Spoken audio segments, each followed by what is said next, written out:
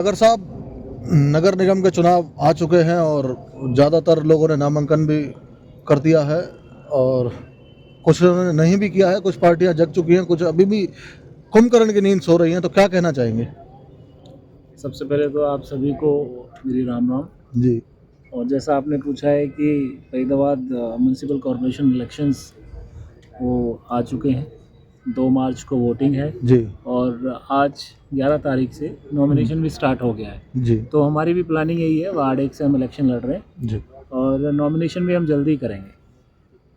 जिस तरीके से आप एक्टिव हो चुके हो और अदर पार्टियां हैं वो अभी तक केवल एक मतलब कोई पार्टी वाले एक्टिव हो चुके हैं और कई अभी उनका कोई सूची में मतलब ऐसे आगे ही देखिए, नहीं है। मुझे पार्टियों से तो कोई लेना देना नहीं है। जी मैं एक इंडिपेंडेंट कैंडिडेट हूँ जी और इंडिपेंडेंट हम इलेक्शन लड़ेंगे। साथ में मैं आपको बता दूं, हमारा विज़न भी है इलेक्शन लड़ने का जी वार्ड 1 से। सबसे पहले तो यहाँ हमारे ही इस वार्ड 1 में एक बहुत बड़ा डंपिंग वेस्ट यूनिट लगाया जा रहा है, जी वो हमारी प्राथमिकता है। उसके अलावा यहाँ पर सीवर का बड़ा इशू है। जी एक हमारे यहाँ एक बड़ी तादाद में राजीव कॉलोनी है जी और वो कई सालों से, पिछले 25 से या 30 सालों से वहाँ बसी हुई है। आज भी वहाँ जो सीवर की समस्याएं हैं वो ज्यों की त्यों हैं। रोड प्रॉपर तरीके से है नहीं, जी एजुकेशन का नामो निशान नहीं है, क्योंकि मोस्टली जो जनता है वो बहुत नीचे तबके की वहाँ जनता रहती है, जी जो डेली खाने और कमाने वाली है। जो 8 से या 10,000 रुपये महीना कमाने वाले लोग हैं वो उस कॉलोनी में रहते हैं और वो जो एक हाई फाई एजुकेशन है वो उसको अफोर्ड नहीं कर पाते। मैंने खुद पर्सनली राजीव कॉलोनी में जाके देखा है कि एजुकेशन का बहुत बुरा हाल है। एक बहुत छोटा सा सरकारी स्कूल है 4 या 5 कमरों का। आप सोच सकते हो कि 15,000 की आबादी में एक सरकारी स्कूल, वो भी मिडिल स्कूल है, वो भी हायर सेकेंडरी स्कूल नहीं है, मिडिल स्कूल है। ये अपने आप में बहुत एक शर्मनाक बात है।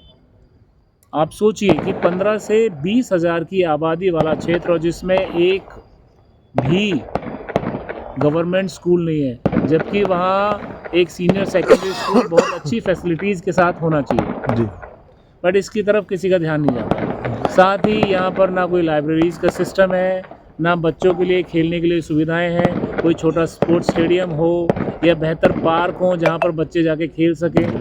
तो जो राजीव कॉलोनी है वो असुविधाओं से पूरी तरह से ढकी हुई है। तो इसी विज़न को हम लेके चल रहे हैं।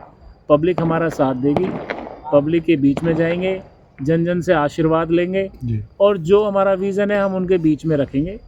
और बाकी पार करने वाला ऊपर वाला है। हमारा काम है मेहनत करने का। हम अपना विज़न सामने रखेंगे लोगों के, बाकी वोटर सर्वोपरि है। जी। जो वोटर कैंडिडेट को पसंद करेगा वो विजयी होगा।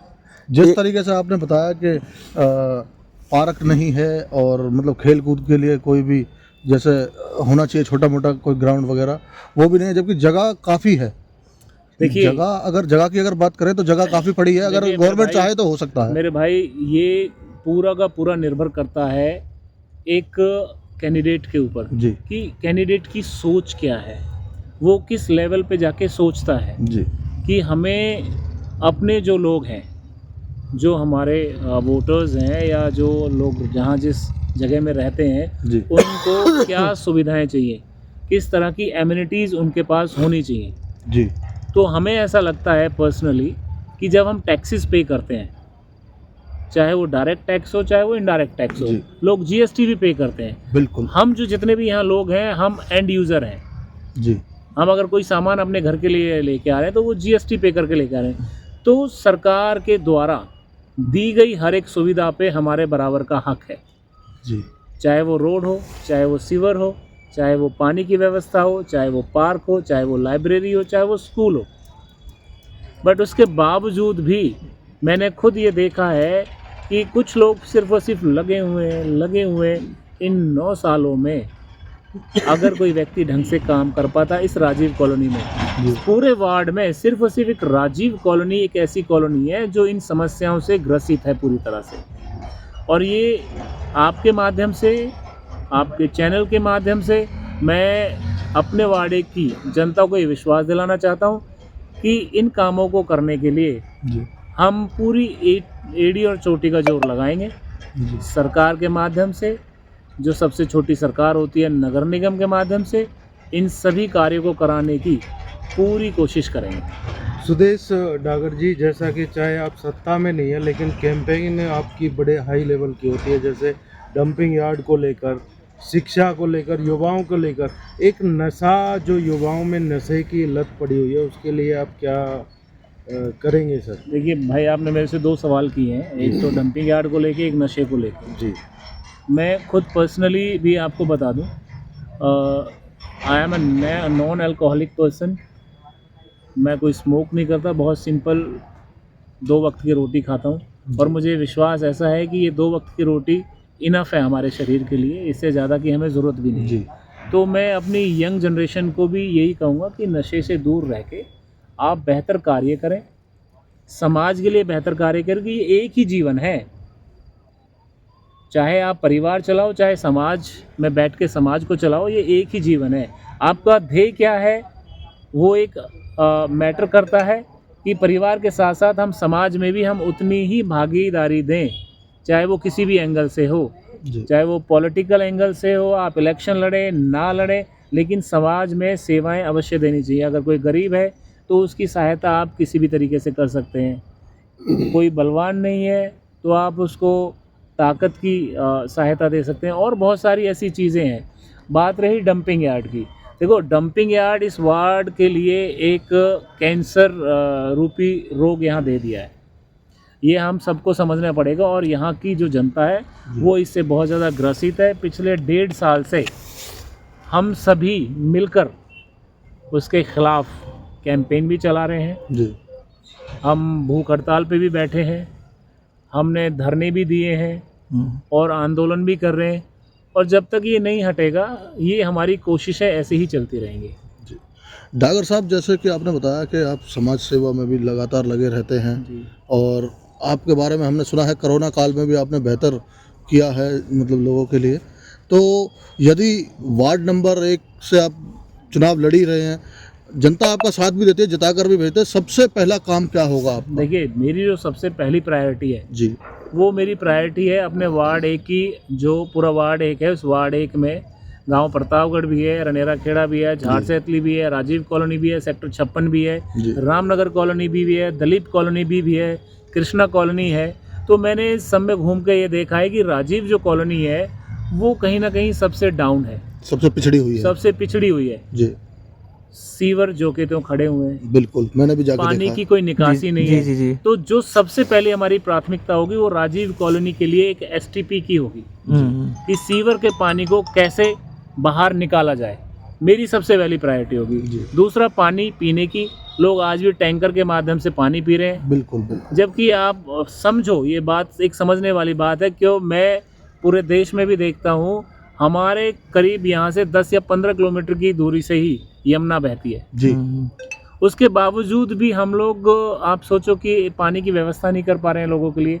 तो ये बड़ी शर्मनाक चीज़ें हैं। अगर कोई मेहनती व्यक्ति काम करना चाहता है तो ये चीज़ें कोई बड़ी नहीं है, ये हो सकती हैं, सिर्फ और सिर्फ आपका एम होना चाहिए। सीवर की समस्याओं को लेकर लगातार हर जगह पूरा फरीदाबाद डूब रहा है, तो एक तरफ आप बाढ़ के विकास को लेकर किस तरह से बाढ़ को विकास करेंगे आप? मैं आपसे वही कह रहा हूँ, मैंने वही आपको बोला कि हमारी जो प्राथमिकताएं हैं, हमारा जो विज़न है वो यही है, सीवर की समस्याओं से लोगों को निजात दिलाना, पीने की पानी की जो व्यवस्था को प्रॉपर तरीके से लोगों के घर तक पहुँचाना। रोड मैंने बड़ा अजीब देखा है राजीव कॉलोनी में, मैं फिर से वहीं जाऊँगा, कि सीवर जो है वो ऊपर है, रोड नीचे है, जी नालियाँ ऊपर है, रोड नीचे है। तो आप सोचो कि कैसे तो इंजीनियर्स होंगे जिन्होंने उसकी लेआउट प्लानिंग की होगी, कैसे वो नेता होंगे जिन्होंने उनको अप्रूवल के लिए भेज दिया होगा कि ठीक है जी बना दो। तो ये सारी चीज़ें कैसे ही उसको अप्रूव देने वाले होंगे जिन्होंने उसको एग्जैक्टली दे दिया। डागर साहब, एक महत्वपूर्ण सवाल है कि एक तरफ आप निर्दलीय उम्मीदवार हैं जी, चाहे जनता आपको प्यार दे सकती है, आपने बहुत सेवा की जनता की, लेकिन दूसरी तरफ भारतीय जनता पार्टी और कांग्रेस, आम आदमी पार्टी, कुछ और भी हो सकते हैं। तो क्या आप कहना चाहेंगे वार्ड नंबर 1 की जनता से, क्या अपील करना किसके साथ जाना चाहे कि देखिए, मतलब क्या अपील करना चाहेंगे? मैं आपकी भावनाओं को समझ गया जो आप पूछना चाहते हो मेरे से। मैं आपके चैनल के माध्यम से वार्ड 1 की जनता को ये विश्वास दिलाना चाहता हूँ, मैं एक निर्दलीय कैंडिडेट हूँ। जी और ये मैं भली भांति अच्छे से जानता हूँ कि कार्य किस तरह से किए जाते हैं, और जो भी सरकार होगी उस सरकार के साथ मिलके ही हम काम करेंगे। हम उसके अपोजिशन में बिल्कुल भी नहीं जाएंगे, क्योंकि हमने जनता के लिए काम करना है, हमने अपने लिए काम नहीं करना। हमने जनता के लिए काम करना है। जब जनता हमें मैंडेट देगी तो ये हमारा फर्ज बनता है कि हम जनता की सेवा करें, इसलिए हम इलेक्शंस भी लड़ रहे हैं। जी। वार्ड नंबर 1 की जनता से क्या अपील करना चाहेंगे मैं आने वाली 2 तारीख मैं यही अपील करना चाहूँगा कि ज़्यादा से ज़्यादा संख्या में जाकर आप वोट करें। अभी तो इलेक्शन जो नॉमिनेशंस हैं वो चल रहे हैं, और 18 या 19 तारीख को हमें सिंबल्स भी मिलेंगे, लेकिन समय ज़्यादा नहीं बचा है। बिल्कुल समय ज़्यादा नहीं है, सिंबल्स जब मिलेंगे दोबारा जाके बीच में पब्लिक के बीच में जाके उनसे अपील करेंगे कि जो भी हमें सिंबल मिले और उसमें हमें ज़्यादा से ज़्यादा वोट मिले। बहुत बहुत धन्यवाद। धन्यवाद।